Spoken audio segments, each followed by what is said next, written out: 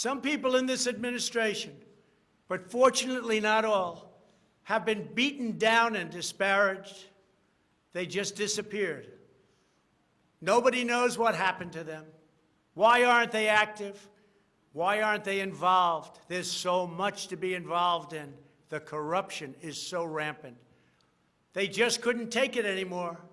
They were threatened by Democrats with impeachment, and horrible things were said about them, and they're good people. Even recently, the head of the GSA was hounded and harassed, as she reported, like she has never been before. What can I say? We caught Comey cold. We caught McCabe cold. We caught them all. We're still waiting for a report from a man named Durham, who I have never spoken to and I have never met. They can go after me before the election as much as they want, but unfortunately, Mr. Durham didn't want to go after these people or have anything to do with going after them before the election. So who knows if he is ever going to even do a report. But if you look at the lies and the leaks and the illegal acts and behavior done by so many people in their desire to hurt the President of the United States, something should happen. The hardest thing I have to do is explain why nothing is happening with all of these people that got caught spying on my campaign. It's never happened before, and it should never happen again to a president of the United States. All you have to do is watch the hearings and see for yourself. The evidence is overwhelming. The fraud that we've collected in recent weeks is overwhelming, having to do with our election. Everyone is saying, wow, the evidence is overwhelming when they get to see it. But really, it's too late to change the course of an election. It's too late to change the outcome. In fact, there is still plenty of time to certify the correct winner of the election.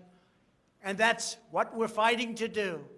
But no matter when it happens, when they see fraud, when they see false votes, and when those votes number far more than is necessary, you can't let another person steal that election from you. All over the country, people are together in holding up signs, "Stop the steal." To understand how we will challenge this fraud, it is important to know the problems with mail-in balloting.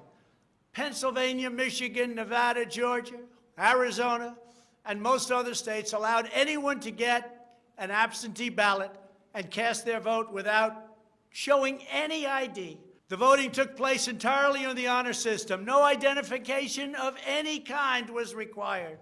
Most Americans would also be shocked to learn that no state in the country verifies United States citizenship as a condition for voting in federal elections. This is a national disgrace. No other advanced country conducts elections this way. Many European countries have instituted major restrictions on mail-in voting specifically because they recognize the nearly unlimited potential for fraud. Out of 42 European nations, all but 2 prohibit absentee ballots entirely for people who reside inside the country, or else they require those who need absentee ballots to show a very, very powerful ID. Throughout the Democrat effort to dramatically expand mail-in voting, the Democrat Party leaders were also feverishly working to block measures designed to protect against fraud, such as signature verification, residency verification, or voter ID, and citizenship confirmation was almost unthought of that we should ask for it. Can you believe this? These are not the actions of people who want fair elections. These are the actions of people who want to steal elections, who are willing to create fraud. The only conceivable reason why you would block common sense measures to verify legal eligibility for voting is you are trying to encourage, enable, solicit, or carry out fraud. It is important for Americans to understand that these destructive changes to our election laws were not a necessary response to the pandemic. The pandemic simply gave the Democrats an excuse to do what they have been trying to do for many, many years. In fact, the very first bill that House Democrats introduced when Nancy Pelosi became Speaker was an attempt to mandate universal mail-in voting and eliminate measures such as voter ID, which is so necessary. Dramatically eroding the integrity of our elections was the Democrats' #1 priority for a simple reason. They wanted to steal the 2020 presidential election. All of the Democrat efforts to expand mail-in balloting laid the groundwork for the systematic and pervasive fraud that occurred in this election. In Pennsylvania, large amounts of mail-in and absentee ballots were processed illegally and in secret in Philadelphia and Allegheny counties without our observers present. They were not allowed to be present. In fact, they weren't even allowed in the same room. They were thrown out of the building, and they looked from outside in, but they had no way of even seeing because there were no windows, and the windows that were there were boarded up. Democrats even went to the Pennsylvania Supreme Court to block observers from receiving access. There is only one possible reason that the corrupt Democrat political machine would oppose transparency during the vote counting. It's because they know they are hiding illegal activity. It's very simple. This is an egregious, inexcusable, and irreversible harm that stains the entire election. Yet this unprecedented practice of excluding our observers, our vote watchers, as some people call them, occurred in Democrat-run cities and key states all across the nation. Here are just some of the additional facts that we've uncovered. Many voters all across Pennsylvania received 2 ballots in the mail, and many others received mail-in ballots for which they never applied. So many got ballots, they didn't even know what they were for. And again, so many received more than 1 ballot, in some cases more than 2 ballots. And they happened to be, for the most part, Democrats. In Fayette County, Pennsylvania, multiple voters received ballots that were already filled out. They didn't know what happened. In Montgomery County, Pennsylvania, a poll watcher overheard unregistered voters being told to return later to try to vote under a different name.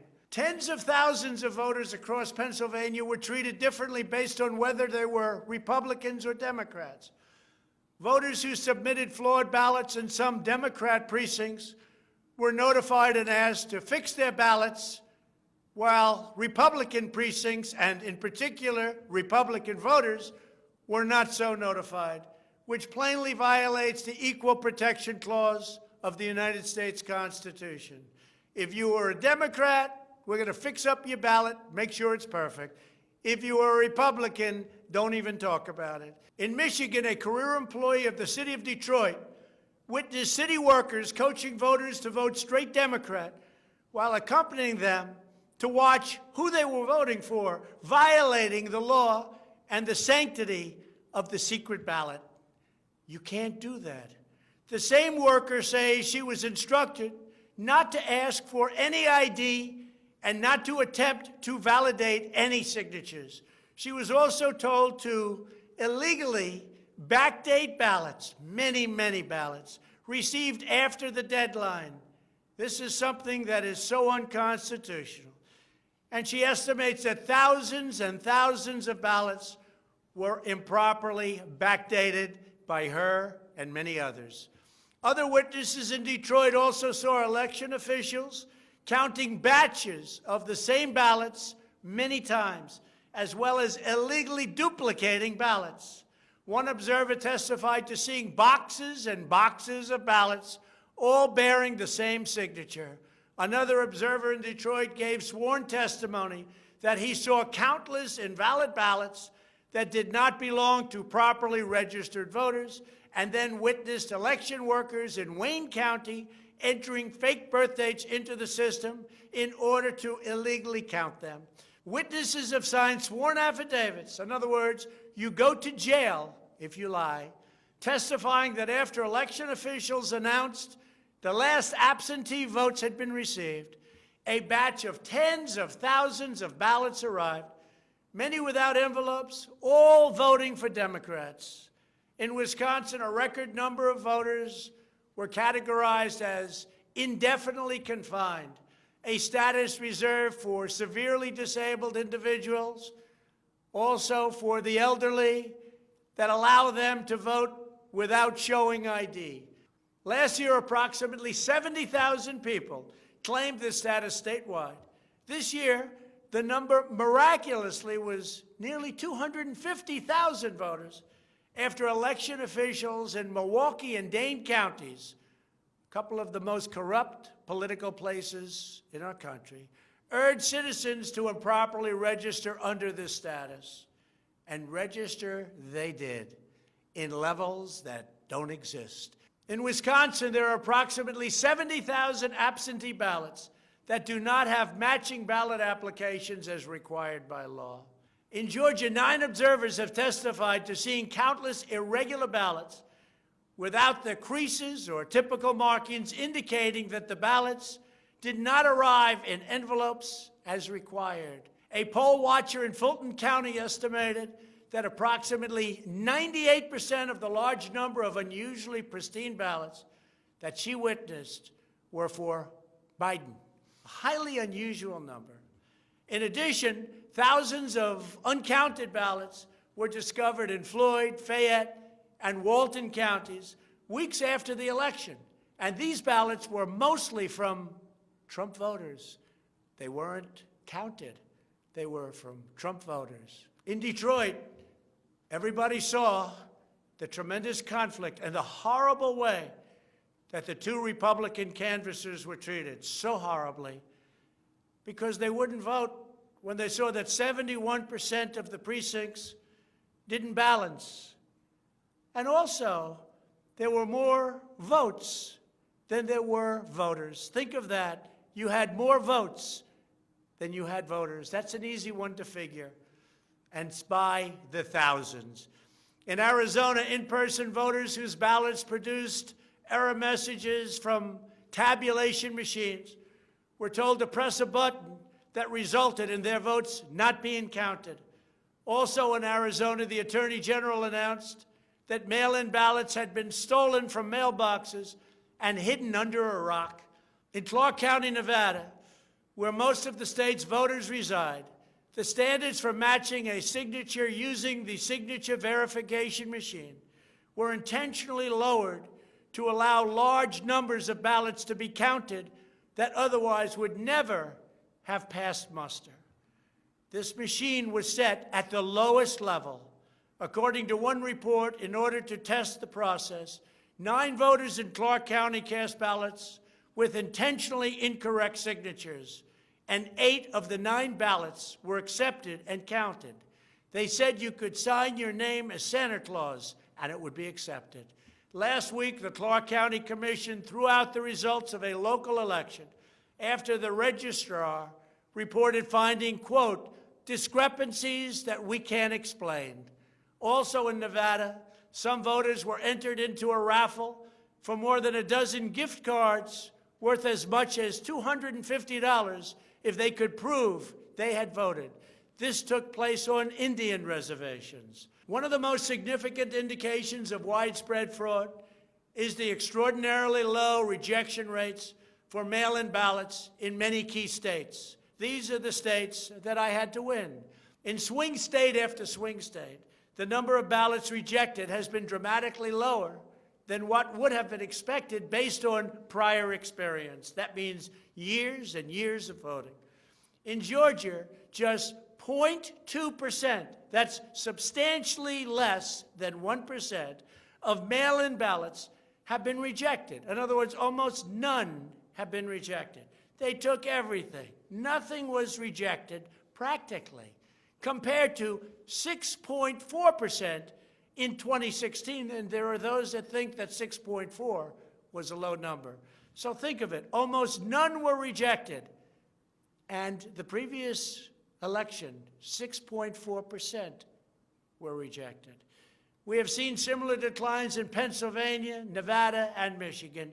Ballots weren't rejected, especially if they happen to be in Democrat areas. These irregularities are inexplicable unless there is a deliberate effort to accept ineligible ballots or fraudulent ballots. In Pennsylvania, the Secretary of State and the state Supreme Court, in essence, abolished signature verification requirements just weeks prior to the election in violation of state law.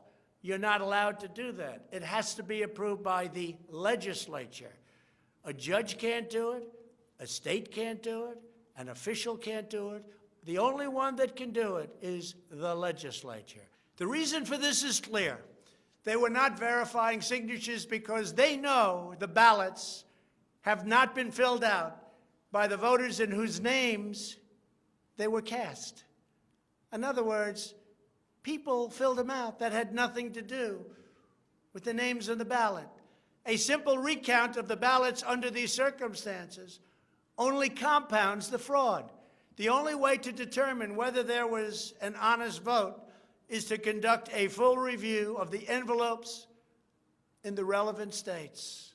You will find that many of them, tens of thousands, have fraudulent signatures. A full forensic audit is required to ensure that only legal ballots from lawfully registered voters that were properly cast are included in the final count. This election is about great voter fraud, fraud that has never been seen like this before. It's about poll watchers who were not allowed to watch. So illegal. It's about ballots that poured in, and nobody but a few knew where they came from, but they were counted, and they weren't for me. It's about big leads on election night, tremendous leads, leads where I was being congratulated for a decisive, easy victory, and all of a sudden, by morning or a couple of days later, those leads rapidly evaporated. It's about numbers of ballots that were sent that nobody knew where they came from. It's about machinery that was defective, machinery that was stopped during certain parts of the evening, miraculously to open with more votes. It was about many other things, but above all, it was about fraud. This election was rigged. Everybody knows it. I don't mind if I lose an election, but I want to lose an election fair and square. What I don't want to do is have it stolen from the American people. That's what we're fighting for, and we have no choice to be doing that. We already have the proof, we already have the evidence, and it's very clear. Many people in the media, and even judges so far, have refused to accept it. They know it's true, they know it's there, they know who won the election, but they refuse to say, you're right. Our country needs somebody to say you're right. Ultimately, I am prepared to accept any accurate election result, and I hope that Joe Biden is as well. But we already have the proof. We already have tens of thousands of ballots more than we need to overturn all of these states that we're talking about. This is an election for the highest office in the greatest country in the history of the world. Every reasonable American should be able to agree, based on what we have already documented, that we need a systematic analysis of the mail-in ballots to review the envelopes. It's about the signature, and if they're on the envelopes, we can only review the envelopes, and that will tell us everything. This is the absolute minimum we should expect. This is not just about my campaign, although it has a lot to do with who's going to be your next president. This is about restoring faith and confidence in American elections. This is about our democracy and the sacred rights that generations of Americans have fought, bled, and died to secure. Nothing is more urgent or more important. The only ballots that should count in this election are those cast by eligible voters who are citizens of our country, residents of the states in which they voted, and who cast their ballots in a lawful manner before the legal deadline. Moreover, we must never again have an election in which there is not a reliable and transparent system to verify the eligibility, identity, and residency of every single person who casts a ballot, a very, very cherished ballot. Many very smart people have congratulated me on all we've done. The biggest tax cuts in history, regulation cuts, the biggest in history. We rebuilt our military. We took care of our vets like never before. Space Force, and so much more. But then they went on to say, as big and as important as these events were, the single greatest achievement in your presidency will be exactly what you're doing right now, voter integrity for our nation. It's more important than any of the things that we discussed. If we don't root out the fraud, the tremendous and horrible fraud that's taken place in our 2020 election, we don't have a country anymore. So with the resolve and support of the American people, we will restore honesty and integrity to our elections, and we will restore trust in our system of government. Thank you, God bless you, and God bless America.